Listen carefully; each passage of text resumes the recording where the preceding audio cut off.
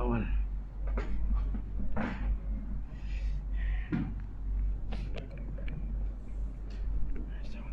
Pilih antara dua.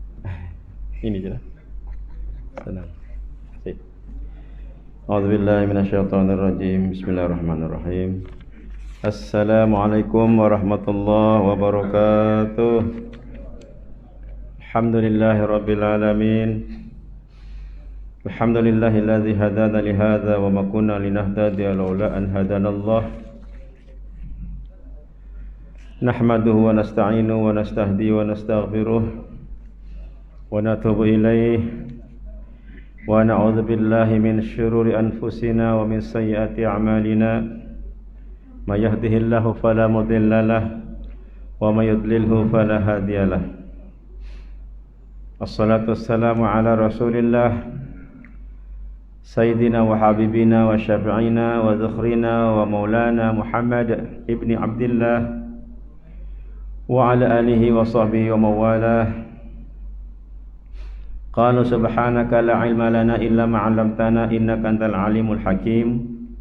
Qala rabbi shrah li sadri wa yassir li amri wahlul 'uqdatam min lisani yafqahu qawli, amma ba'da. Yang kita muliakan Datuk Seri Panglima Dr. Haji Hasbullah Haji Mu'taha, penasihat kita yang selalu bersama kita dalam keadaan sehat, mudah-mudahan begitulah seterusnya. Dan semoga kita juga begitulah adanya, diberikan kesehatan, kekuatan di bulan Rabiul Awal ini. Sudah masuk seminggu, 8 hari bulan, maka tinggal beberapa hari lagi kita akan berada pada tarikh keramat 12 Rabiul Awal, ya, tahun yang dipilih ataupun disetujui sebagai hari kelahiran baginda Nabi Muhammad sallallahu alaihi wasallam. Walaupun sebenarnya ianya adalah 3 itu, ya, 3 tarikh, 3 kejadian yang semuanya berkaitan juga dengan Rasulullah SAW, yaitu hari kelahiran, hari hijrah, ketibaan di Madinah, dan juga hari kewafatan baginda Nabi sallallahu alaihi wasallam. Namun yang diraihkan adalah hari kelahiran, diperingati sebab dianggap hari keputraan ini, hari kelahiran ini lebih memberikan kesan kepada kita, karena dengan kehadiran ataupun dengan lahirnya Rasulullah SAW, maka turunlah nur, ya, cahaya. Ibaratnya dunia ini dalam keadaan gelap, maka ada cahaya yang datang. Tala'al badru alaina, telah terbit bulan purnama kepada kita semuanya, ya, dari celah-celah bukit, ya. Inilah adalah syair daripada lagu ataupun nasyid wanita-wanita Madinah, wanita ataupun orang-orang Yathrib ketika menyambut kedatangan Rasulullah sallallahu alaihi wasallam. Sebagai makluman awal, karena saya ada peluang di sini, 12 Rabiul Awal bersamaan pada hari Khamis 28 September, ya, tidak lama lagi. Pihak madrasah, ini saya maklumkan dengan Datuk sekali lah, pihak madrasah dengan kerjasama masjid juga ini akan mengadakan majelis sambutan. Jadi bersamaanlah dengan peringkat kebangsaan dan negeri, kita ambil peluang sebab cuti, jadi melibatkan ibu bapa, murid dan jamaah, dan juga warga Kampung Contoh, ya, pada hari Kamis ada perarakan, ada perhimpunan insyaallah, dan ada kuliah khas sudah disetujui oleh ditawarkan kepada Ustadz, semua kenallah, Ustadz Muhammad Anwar Ali, ya. Insyaallah Ustadz Anwar Ali akan berada ataupun datang pada hari Kamis pagi, ya, bermula sebelah pagi. Lebih kurang mungkin ceramah itu dalam jam 9 lah. Ustaz Anwar akan menyampaikan ceramah khas mulai itu Rasul, ya, anjuran madrasah, PBG, masjid dan kampung contoh insyaallah di Dewan Terbuka. Nanti ada juga lah jemputannya, mungkin di setting masanya dari sekarang lah untuk dapat hadir. Baik para jemaah sekalian, kita berpeluang untuk meneruskan kajian kita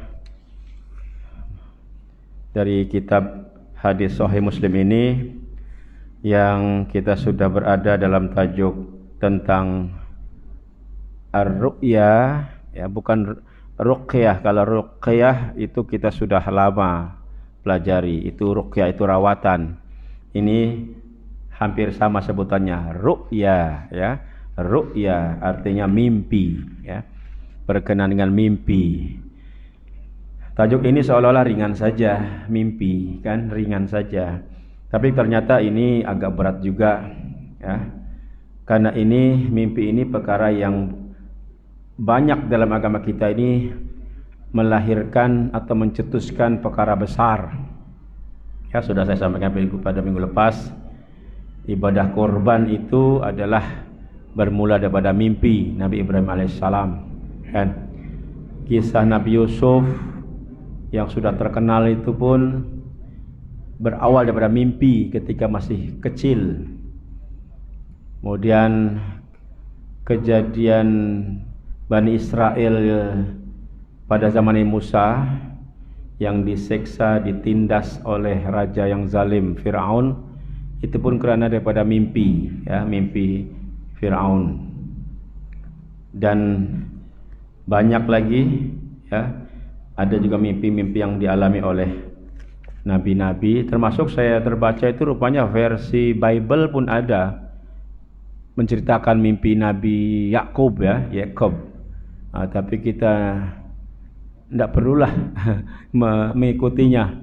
Jadi khawatir ini mimpi yang disalah atau dipesongkan. Nabi Yakub melihat tangga menuju ke langit, tangga itu. Jadi seolah-olah itulah jalan ke surga lah tuh, ya, menurut cerita dalam Injil lah, Bible sekarang ini. Selain itu juga tak sedikit juga mimpi Rasulullah, ya, Nabi kita Muhammad sallallahu alaihi wasallam, yang juga menjadi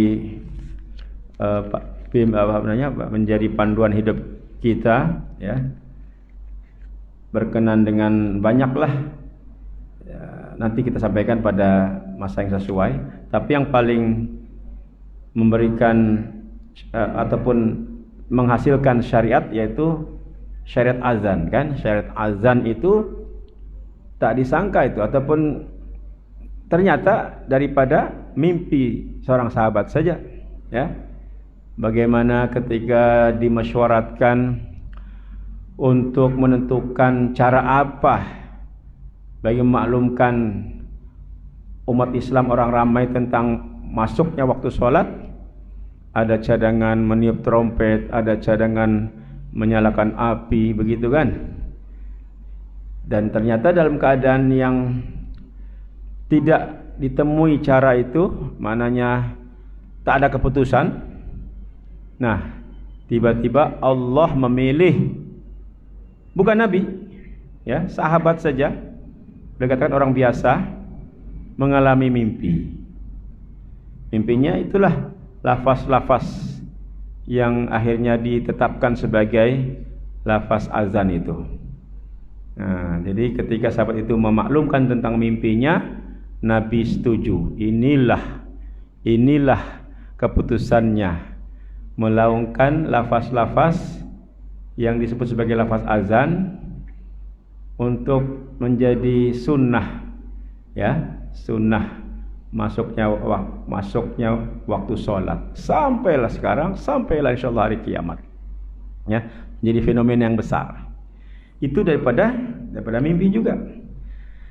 Jadi mimpi ini memang dekat dengan kita. Tak kiralah orang soleh, orang fasik, ya, orang jahat pun bermimpi, ya. Malahan ini adik-adik kita nih, nah, dulu kita pun lah masa kecil menunggu-nunggu itu mimpi apa itu. Mimpi yang mengawali akil balik gitu kan.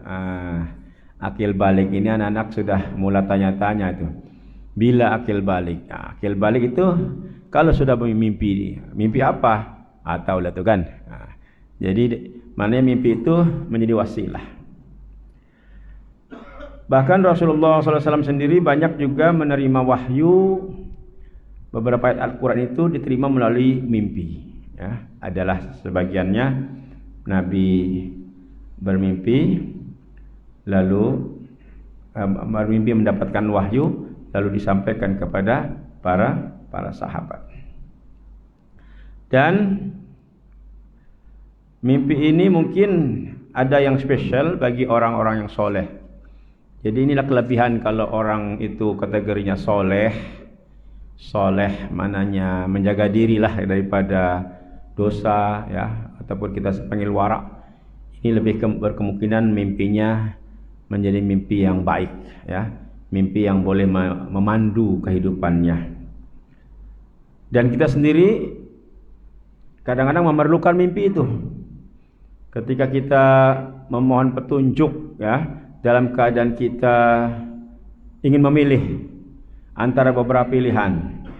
Kan dalam agama kita ada syariat namanya salat istikharah, kan? Istikharah. Salat membuat pilihan, ya. Ingin buat pilihan. Tak kiralah apa ini perkara yang baik lah itu kan. Macam mungkin pilih mau pindah rumah kah, ya. Pilih mau membuat satu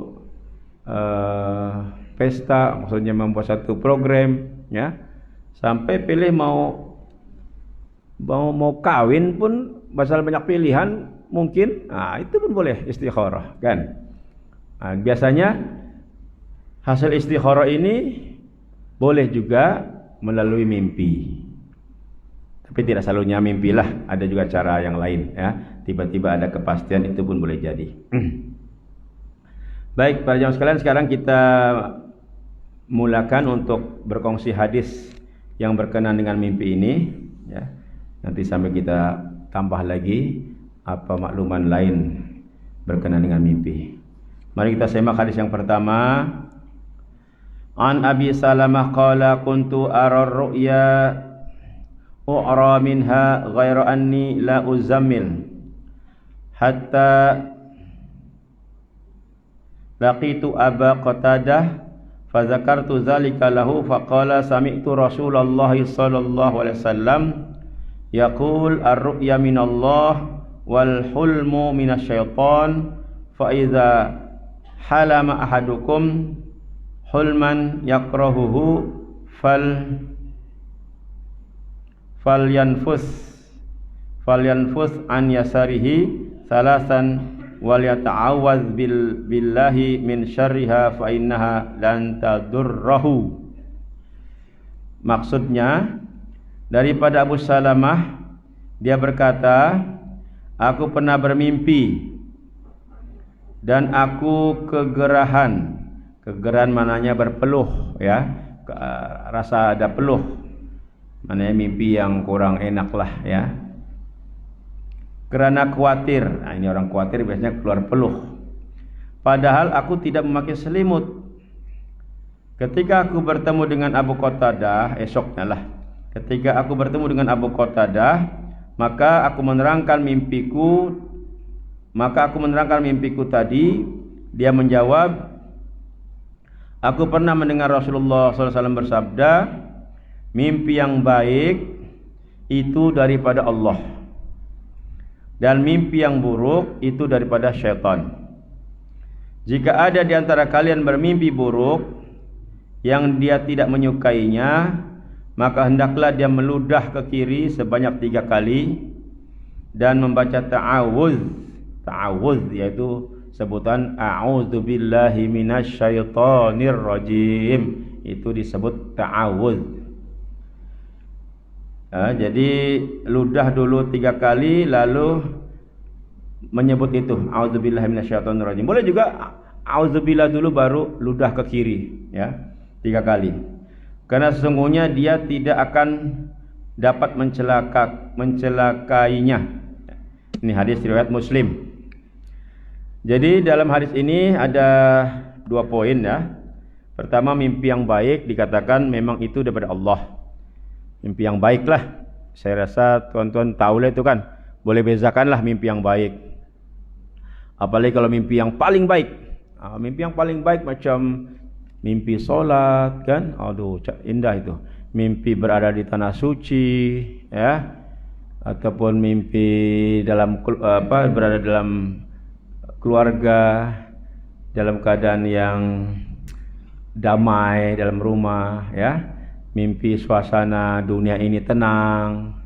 Walaupun kita hanya begitu saja, nampak begitu saja, mimpi yang baiklah kan, itu daripada Allah. Maknanya syukurlah. Ya, kita kalau terjaga baca alhamdulillah rabbil alamin. Sama ada kita mau mentakwilkannya atau tidak, itu tidak menjadi tuntutan. Kalau kita ingin takwil, kalau mimpi isinya takwil kan, bukan tafsir. Lebih kuranglah tafsir, mentafsir mimpi. Kalau tidak pun tak apa, ya. Cukup untuk menjadi pengalaman saja, ya. Dan kita tidak perlu risau, ya, tidak perlu risau. Manakala mimpi yang buruk, mimpi yang buruk ini mimpi yang bikin kita takut kan. Termasuklah mimpi jumpa hantu, mimpi kita kena bunuh, ya. Ataupun bukan kita lah, ahli keluarga kita, anak kita, mungkin mimpi anak kita lemas. Ini contoh lah, mimpi eksiden, sehingga mimpi itu mempengaruhi fisikal kita ketika itu, ya. Maka kita biasanya terbangun. Kalau mimpi yang buruk itu kita terbangun, terjaga. Inilah uniknya nih mimpi nih ya. Saya tadi baca-baca pun ternyata ahli sains pun belum menemukan satu teori. Apa itu mimpi? Macam mana teknikal mimpi itu? Kerja apa? Kerja otak kah? Kerja hati kah? Ya. Saya pernah dengar saintis dari Jepun untuk membuat kajian. Beberapa orang ditidurkan, kemudian diletakkan kabel-kabel di kepala karena ingin mendetek apa yang berlaku ketika tidur. Tidak dapat juga.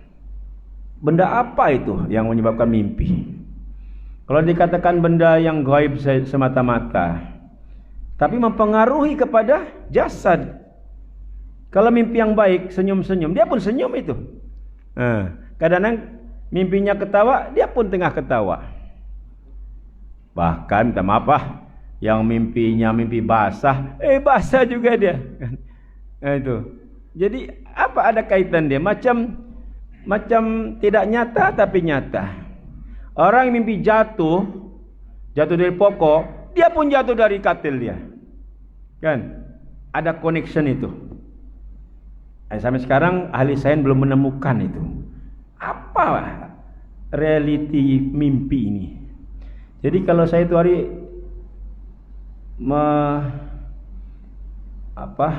menemukanlah seolah-olah alam ini yang kita ikuti ini ada alam nyata, ada alam gaib yang kita percayai, ada alam maya yang kita bermain handphone itu, alam maya. Ternyata ada lagi alam lain, alam mimpi itu, ya, alam mimpi yang itu tidak boleh kita kawal. Ya, ahli sains hanya membuat satu kajian bahwa mimpi itu disebabkan gangguan emosi, ya, ataupun tekanan pikiran. Kalau orang yang terlampau sibuk, ya, mungkin peniaga, mungkin dia mimpi berniaga itu. Di bawah tidur, mungkin mimpi dia mengira duit. Oh, daripada tadi hasil. Boleh jadi, itu daripada sambungan pikiran tuh. Ketika dia terjaga, sambung masa tidur. Itu oke lah, kan. Kalau dia seorang nelayan, boleh jadi di atas tilam dia mengayuh perahu dia, menyambung tadi dia pergi mancing. Itu sajalah. Itu beberapa kesimpulan. Tapi untuk menentukan apa yang bekerja ini ketika mimpi. Rohkah, nyawa, pikiran, otak? Ini yang manusia belum sampai. Maka benarlah firman Allah SWT, wa ma utitu minal ilmi illa qalila. Ini termasuk dalam soal ruh. Wa yas'alunaka 'anir ruh. Mereka bertanya kepadamu wahai Muhammad tentang ruh. Ya? Maka kata Allah, qulir ruhu min amri rabbi. Roh itu adalah urusan Tuhanku, urusan Allah. Roh itu yang ada dalam nyawa ini urusan Allah. Wa ma utitum, dan kamu semuanya tidak dikurniakan, tidak berilmu melainkan sedikit, illa qalila, sedikit, ya, sedikit sekali. Jadi akhirnya kita pun tidak perlu banyak pikirlah ya soal mimpi ini. Oke, balik pada hadis. Jadi sahabat Nabi tadi itu berpeluh gara-gara mimpi yang tidak baik. Maka yang kedua, poin kedua, maka amalannya ini dijamin kita tidak terganggu dengan mimpi itu. Sekali lagi, mimpi yang pertama itu okelah, sudah mengganggu kita. Maka kalau kita tidak ingin diganggu lagi, kita terjaga, terus sebut a'udzubillahi minasyaitonirrajim, ludahkan ke kiri 3 kali. Kalau di kiri ada bini kita macam mana? Nanti marah dia. Ludahnya ludah yang sesuai lah. Nah, beza dengan meludah biasa ditingkap itu, orang meludah itu bukan begitulah kan. Nah, meludah angin pun boleh lah. Kita tujuannya menghalau setan, ya, menghalau setan. Termasuk ketika sholat pun boleh. Ya, saya kadang-kadang amalkan kalau ada macam datang perkara yang kurang baik, auzubillah, ludah ke kiri, tapi jangan sampai kita mengubah kiblat kan. Nah, itulah insyaallah. Selepas itu kata Nabi, lan tadurrahu, setan tidak akan mencelakakannya. Maknanya tidak akan mimpi lagi. Macam mana kalau mimpi lagi? Buat lagi. Itu sajalah. Tapi ini pun berkaitan juga dengan persediaan kita tidur kan. Tidur kita itulah yang kita katakan tidurnya dengan adab lah. Ya, supaya kita ini terlindungi. Terus teranglah, kalau orang Islam tidur macam sama aja dengan bukan Islam itu macam melampau lah. Kita sepatutnya sekurang-kurangnya baca doa kan, ya? Baca doa, apa itu doanya itu? Bismika Allahumma ahya wa amut. Ya. Ada orang tidak berani baca doa, pasal di situ ada amut. Dengan namamu ya Allah aku hidup dan aku mati. Dia tidak mau mati. Jadi dia tidak mau baca. Tidur itu kan itu perumpamaan mati itu. Ya. Baca saja ya. Bismika Allahumma ahya wa amut. Hidup, kalau esoknya masih hidup alhamdulillah. Kalau esoknya sudah anda bangun, sudah takdir Allah. Kalau anda bangun kita anda baca alhamdulillahi ahyana lah kan. Nah itu jadi dibaca. Selain itu lah bacalah yang lain-lain. 3 qul, ayat kursi. Kalau sempat baca al-mulk, sempat lagi baca al-waqiah. Amalan-amalan begitu bagus ya, supaya kita ini terlindungi. Ya, Ustaz Harun Tafsir ada memberikan ijazah itu ilmu amalan, baca bismillah 21 kali kan. Dan baca juga zikir la ilaha illallah, supaya itu sekiranya memang akhir hidup kita berpeluang mengakhirinya dengan lafaz la ilaha illallah. Barang siapa yang akhir hidupnya la ilaha illallah, dakhalal jannah, masuk surga ya. Jadi insyaallah dengan cara-cara sedemikian dari awal kita dilindungi ya. Cuma memang kita akuilah jin ini memang makhluk yang dia akan terus berusaha lah kan untuk mengganggu. Apalagi kalau ada serangan-serangan. Ya, mungkin kita daripada inilah kalau kita mungkin daripada jalan melalui hutan, melalui gunung. Itu di situ dari sana kita kena jaga diri. Baca-baca Quran. Kalau kita melalui hutan, gunung apa semua, naik kereta lah. Tapi kita tidak baca-baca zikir, tidak baca wirid, kita dengar lagu saja, lagu dangdut, kapal. Jadi akhirnya jin ikut dari belakang. Ini syuknya dengan driver ni nyanyi-nyanyi saja, nah dia ikutlah. Nanti sampai di rumah, sampai masuk bilik dia tunggu kita tidur, jin akan kacau. Itu banyak kes berlaku kalau jalan jauh, biasanya kalau bawa budak kecil, apalagi masih baby, balik baby akan menangis saja, kan? Sering berlaku itu, yaitu mungkin ada gangguan macam itu, ya. Jadi perlindungan itu sepatutnya lebih awal lagi, ya, lebih awal lagi supaya kita selamatlah sama ada sebelum tidur maupun ketika tidur. Baik, kita teruskan hadis yang kedua. Kita baca artinya saja, maksud hadis.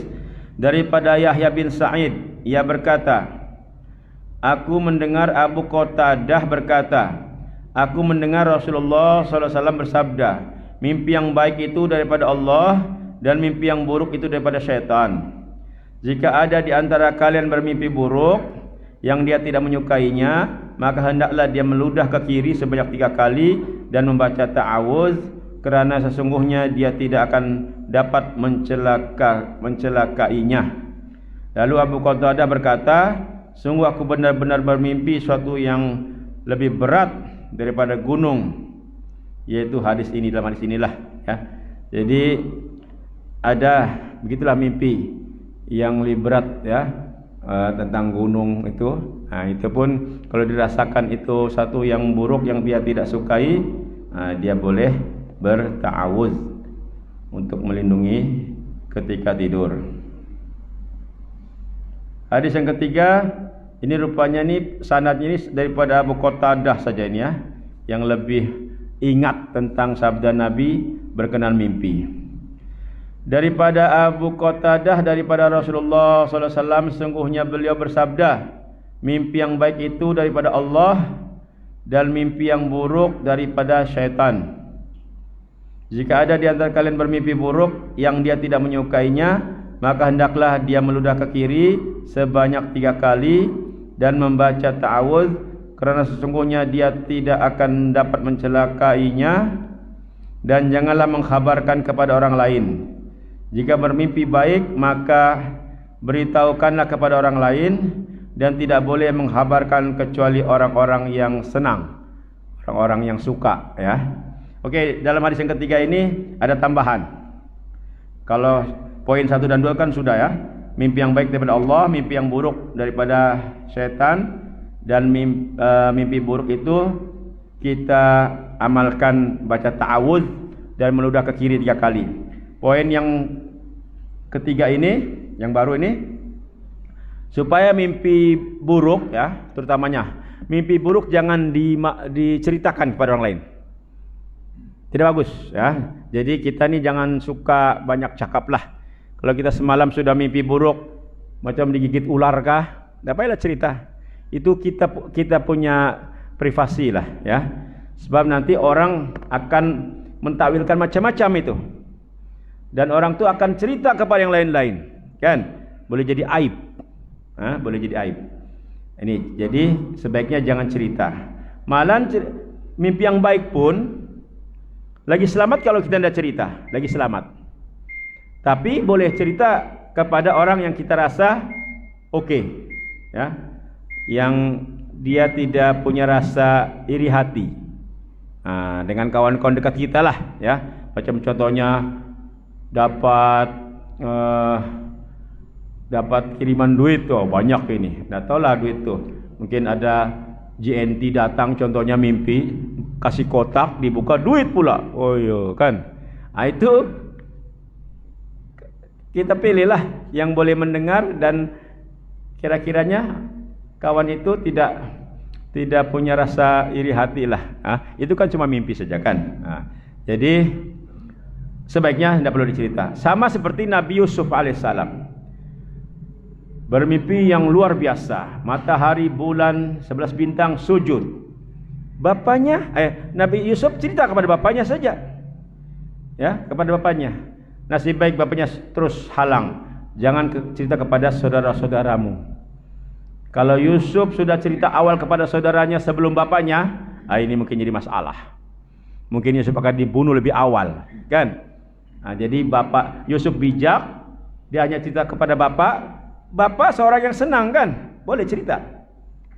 Dan bapaknya tahu perangai anak-anaknya yang lain, maka bapak punya pesan, jangan cerita kepada yang lain. Itu dia punya konsep, ya. Mimpi yang baik boleh diceritakan kepada orang-orang yang senang hati, yang sporting, yang menyokong kita, yang satu hatilah dengan kita. Rasanya di masjid ini nih banyaklah yang satu hati itu kan. Jadi bolehlah cerita yang baik-baik saja. Yang buruk tidak payah diceritakan.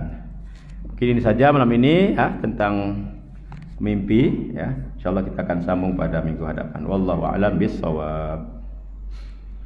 Allahumma amin ya Allah. Bismillahirrahmanirrahim. Alhamdulillah wassalatu wassalamu ala Rasulillah sayyidina Muhammad wa ala alihi wa sahbihi ajma'in. Allahumma arzuqna muta'abatan Nabi sallallahu alaihi wasallam awalan wa akhiran wa zahiran wa batinan wa qawlan wa fi'lan wa ibadatan wa amalan salihan ya arhamar rahimin. Rabbana ij'alna muqimis shalah wa min dzurriyyatina Rabbana taqabbal du'a. Walhamdulillahi rabbil alamin. Wassalamualaikum warahmatullahi wabarakatuh.